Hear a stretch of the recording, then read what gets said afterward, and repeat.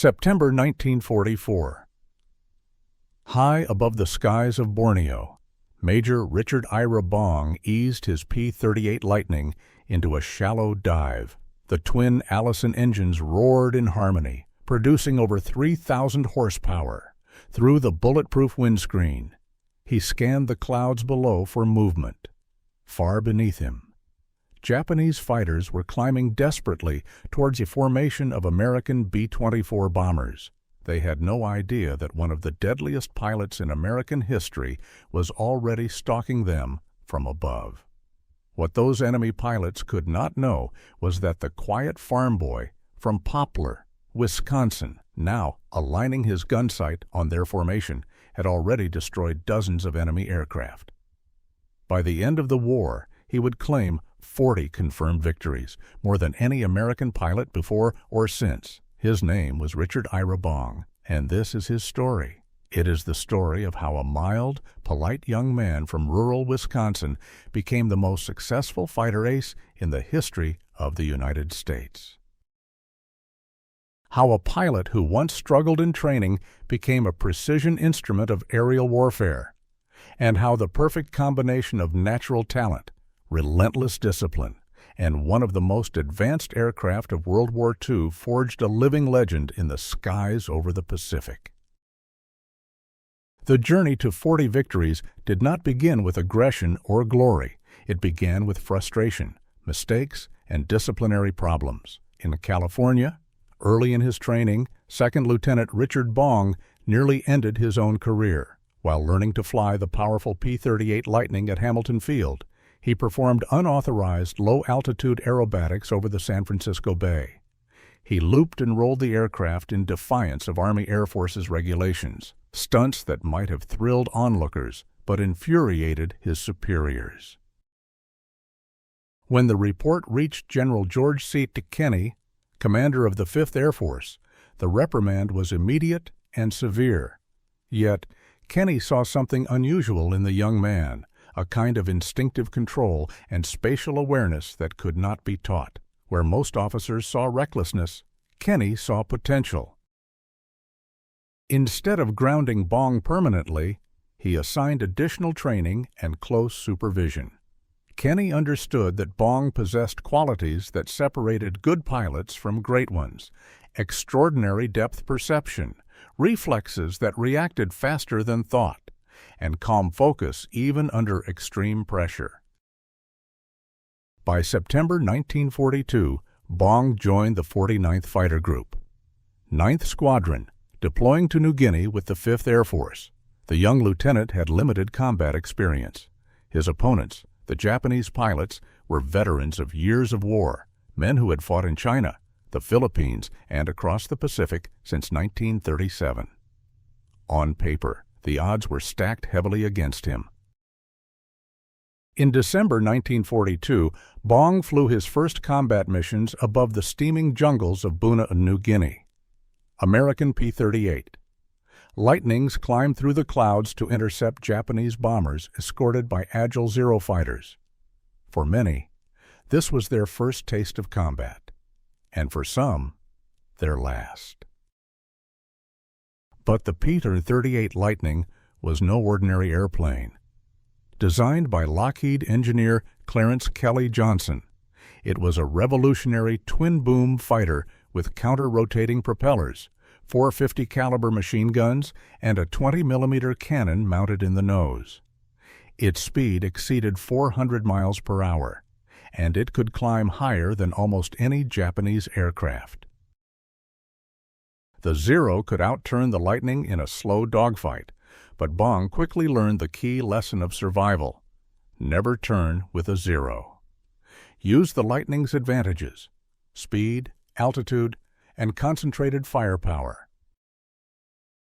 His early combat reports were brief and factual, describing engagements with almost clinical precision. He rarely used dramatic language, but what emerged from those reports was a pattern of calm, calculated action. Bong used altitude to gain energy, attacked swiftly, fired short, accurate bursts, and disengaged before the enemy could react.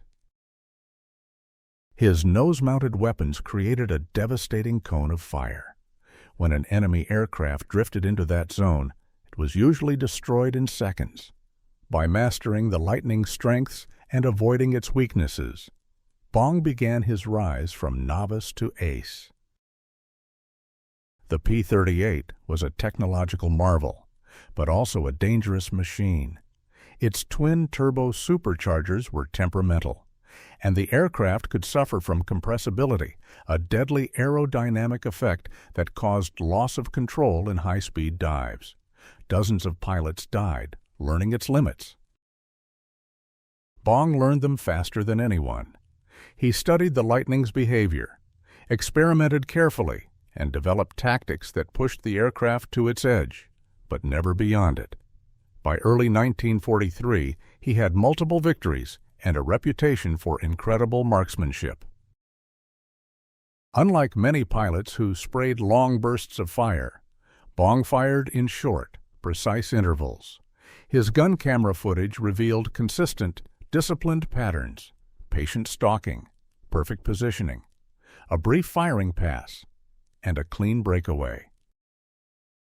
Major Thomas Lynch, one of Bong's fellow aces, described his technique as patient, measured, and surgical. He maneuvered carefully for position, close to effective range, fired just enough to destroy, then vanished before anyone could retaliate. His ammunition efficiency was among the best in the Pacific Theater.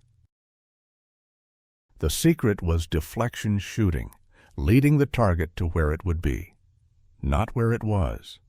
This demanded extraordinary instinct and coordination. Most pilots struggled with these calculations. Bong made them effortlessly.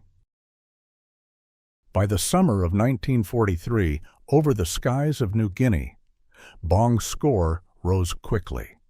He perfected the boom and zoom tactic, diving from high altitude, striking with speed, and climbing back out before the enemy could react. In one engagement, he destroyed multiple Japanese bombers in a single pass, saving Allied positions from destruction. His aircraft bore the name Marge, painted on the nose after his fiancée back in Wisconsin. That name became famous across the Pacific.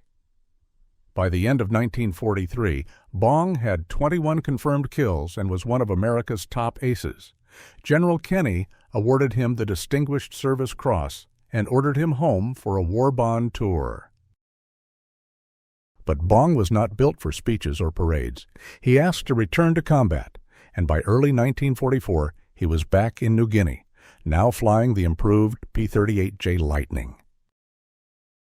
The new model featured better engines, hydraulically boosted controls, and enhanced range.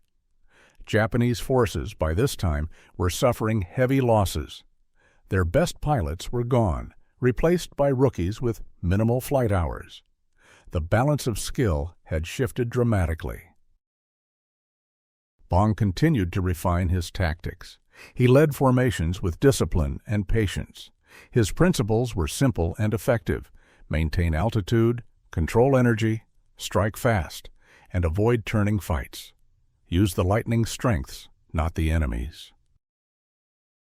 Head-on attacks, where success depended on fractions of a second, became his signature move. While most pilots broke away early, Bong pressed his advantage with absolute precision and perfect timing. Even when his aircraft took damage, he refused to panic. During one battle over Borneo, his P-38 was hit multiple times, one engine disabled. He feathered the propeller, extinguished the fire, and continued fighting, shooting down additional enemies before flying home on a single engine. By December 1944, Bong's official victory count reached 40. General Kenney, following orders from General Douglas MacArthur, grounded him permanently. America's greatest ace was too valuable to lose. Bong's final mission took place on December 17, 1944. No enemy contact was made. The war was almost over for him. He returned to the United States a national hero, awarded the Medal of Honor, celebrated as the Ace of Aces, but Bong remained humble, quiet, and deeply aware of those who had not returned. His story might have ended there, but fate had one final twist. In August 1945, Major Richard Bong began test flying America's first operational jet fighter, the P-80 Shooting Star. The aircraft represented the future of flight, powered by a jet engine producing 4,000 pounds of thrust, capable of speeds never seen before. During one test flight over Burbank, California, the engine failed shortly after takeoff due to a mechanical malfunction. Bong attempted to restart, then tried to bail out, but the altitude was too low.